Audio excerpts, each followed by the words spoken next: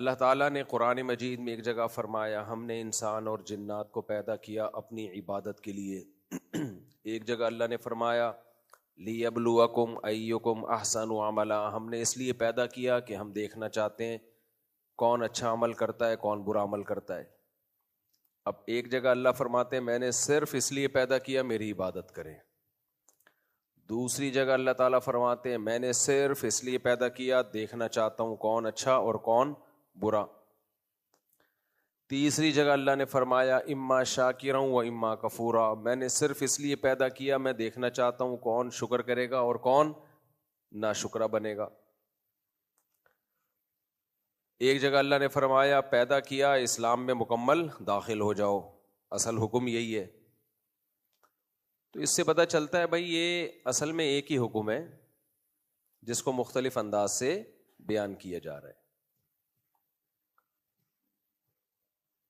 وما خلقت الجن والانس الا لیعبدون، میں نے بنایا اس لیے میری عبادت کریں میری غلامی کریں. اچھا اللہ تعالیٰ نے جو ہمیں احکام دیے ہیں جو آرڈرز دیے ہیں، اصول فقہ میں اس پہ بڑی بحث ہوتی ہے کہ جتنے بھی اللہ کے احکام ہیں نا جو آرڈرز ہیں اللہ تعالیٰ کے، کیونکہ اللہ تعالیٰ حکمت والی ذات ہے حکیم ہے، تو جب کوئی حکمت والی ذات ہوتی ہے تو وہ آرڈرز جو دیے جاتے ہیں وہ فضول نہیں ہوتے، اس میں کوئی فائدہ ہوتا ہے. ویڈیو نہیں بنائیے گا جیسے ہم نے آرڈر دیا نا، اس میں کوئی حکمت ہے. نکاح کی ویڈیو بنا سکتے ہیں بیان کی نہ بنائے کریں، ٹھیک ہے نا. تو جتنے بھی اللہ تعالیٰ نے آرڈرز ہمیں دیے ہیں ان میں کوئی نہ کوئی حکمت چھپی ہوئی ہے. آپ کو پتہ ہے یونائٹڈ نیشن نے بھی جب قانون سازی کی ہے مختلف ملکوں کے لیے تو ان کے پیش نظر بھی کوئی حکمتیں کیا خیال ہوتی ہیں کہ نہیں ہوتی. یعنی ان کا دعویٰ یہ ہوتا ہے کہ ہم یہ جو قانون بنا رہے ہیں یہ انسانیت کے بھلے کے لیے، اور کچھ بیسک اصول ہوتے ہیں جن اصولوں کو سامنے رکھ کر احکام بنائے جاتے ہیں قانون بنایا جاتا ہے. جب کوئی اسٹیٹ اور ریاست اسمبلی میں کوئی قانون پاس کرتی ہے کوئی لاس بنائے جاتے ہیں، ان قوانین کے پیچھے بھی دعویٰ کیا ہوتا ہے بھئی یہ اپنے لوگوں کے فائدے کے لیے بنائے جا رہے ہیں. آپ نے دنیا میں کوئی ایسا قانون دیکھا کہ حکومت قانون پاس کر رہی ہے لوگ پوچھتے ہیں کہ کیوں؟ گورنمنٹ کہی ہے لوگوں کو بیڑا غرق کرنے کے لیے ہو رہا ہے، یہ ہم قانون پاس کر رہے ہیں تاکہ لوگوں کا بیڑا بولو غرق ہو. لیبل سب اچھے ہی لگاتے ہیں. فرعون بھی جو قانون بناتا تھا کہ بنی اسرائیل کے بچوں کو قتل کر دو، ہزاروں بچے مروا دیے اس نے، قتل کروا دیے. تو اس کے پیچھے کیا دعویٰ تھا بھائی؟ بات یہ ہے کہ اسٹیٹ کو خطرہ ہے، اسٹیٹ کو خطرہ ہے، ان بچوں میں ایک بچہ پیدا ہوگا جو میری حکومت ختم کر دے گا تو اسٹیٹ لہذا سب کو کیا کر دو. ہزاروں بچے ماؤں کی جن کا کوئی جرم ہی نہیں ہے. تو اس سے ہمیں ایک بات پتہ چلتی ہے جو بھی قانون بنانے والے ہوتے ہیں قانون ساز ہوتے ہیں ان کا دعویٰ بہرحال یہی ہوتا ہے کہ ہم انسانیت کے فائدے کے لیے کام کر رہے ہیں، چاہے وہ اس دعوے پہ پورا اترے یا پورا نہ اترے. وہ اترے نہ اترے ایک الگ بات ہے. اب 3 طرح کے قانون ساز ہیں دنیا میں جو قانون بناتے ہیں. نمبر 1 ظالم لوگ جو دعویٰ تو یہ کرتے ہیں کہ ہم انسانیت کی بھلائی کے لیے قانون بنا رہے ہیں لیکن اصل میں انسانیت کی بھلائی پیش نظر نہیں ہوتی، مقصد چند لوگوں کا مفاد ہوتا ہے. جیسے فرعون کے ہاں قانون تھا بنی اسرائیل کے ہاں کوئی بچہ پیدا ہوگا ماں کی گود سے چھین کے اس کو ذبح کر دیا جائے گا. یذبح ابناءہم، لڑکا پیدا ہو، اگر لڑکی پیدا ہو پھر نہیں، لڑکا جو پیدا ہوگا اس کو ماں کی گود سے چھین کے ذبح کر دیا جائے گا. لڑکوں کو کیوں قتل کیا جا رہا ہے لڑکیوں کو کیوں قتل نہیں کیا جا رہا؟ اس لیے کہ ساری دنیا میں یہ بات مسلم ہے کہ طاقت مردوں کے پاس ہوتی ہے، خواتین ہمیشہ سے کمزور ہوتی ہیں. قیامت کی علامات میں سے ہے نا کہ ان تلد الامۃ ربتہا، باندی اپنے آقا کو جنے گی. یعنی ہوتا تو ہے کہ ماں حکومت کرتی ہے نا بیٹوں پہ، الٹا ہو جائے گا کہ بیٹے حکومت کریں گے ماں پہ. یعنی بیٹا پہلے پیدا ہوگا باپ بعد میں پیدا ہوگا. آج کل گھروں کے سربراہ باپ نہیں رہے، گھروں کے سربراہ بیٹے ہیں.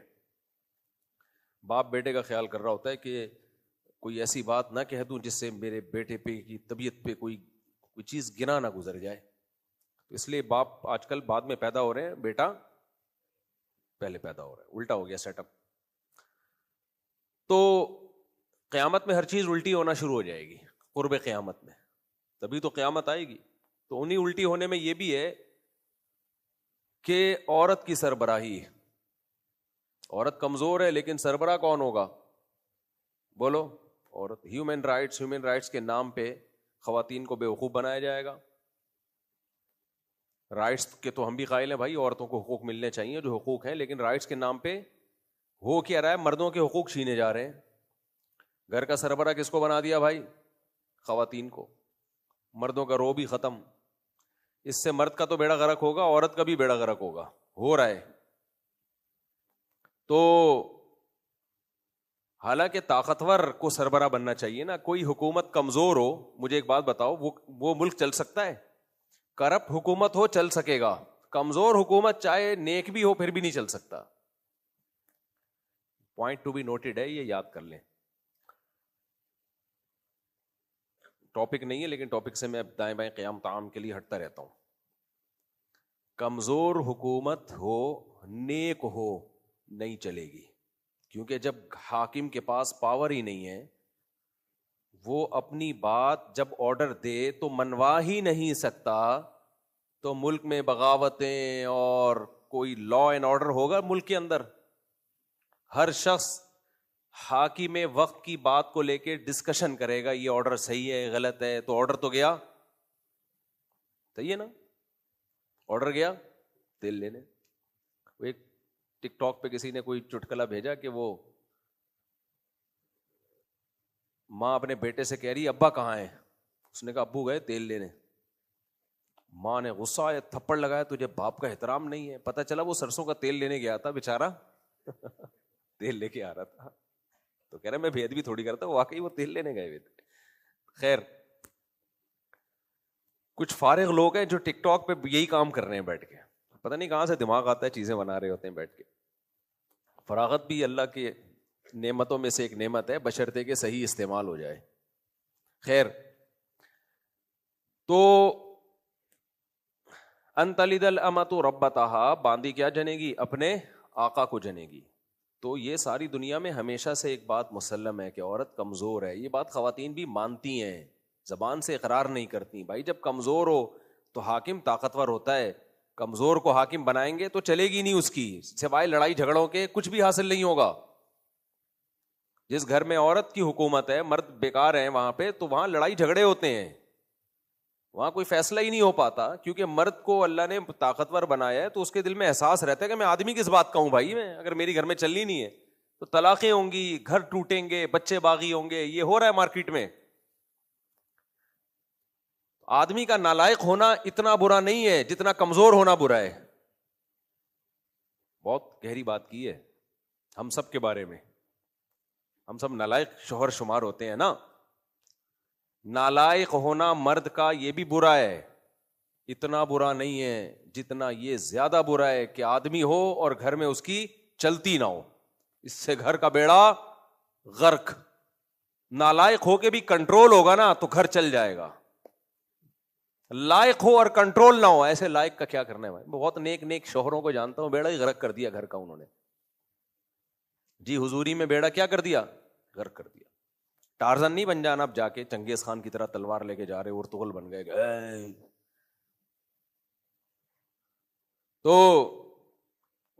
خیر, اور اللہ نے بعض خواتین کو بڑی عقل دی ہے. آج کل بعض خواتین اس بات کو سوشل میڈیا پہ اجاگر کر رہی ہیں کہ گھروں میں مردوں کا کنٹرول ہونا چاہیے. وہ عورت, لیکن وہ اللہ نے کھوپڑی دی ہے ان کو, وہ خود اس بات کو پروموٹ کر رہی ہیں کہ بھائی گھر میں کنٹرول کس کا ہونا چاہیے؟ آدمی کا. عورت ہو کے وہ کہہ رہی ہیں. اور میں بھی ایسی خواتین سے ملوں جو بڑی لبرل قسم کی خواتین سمجھی جاتی ہیں. بعض میٹنگز میں ملاقاتیں ہوئی جو بڑی ماڈرن خواتین سمجھی جاتی ہیں, وہ مجھے اپریشیٹ کر رہی تھی کہ یار یہ جو آپ بات کرتے ہو نا کہ گھر میں مرد کی حکومت ہونی چاہیے, 100% درست ہے.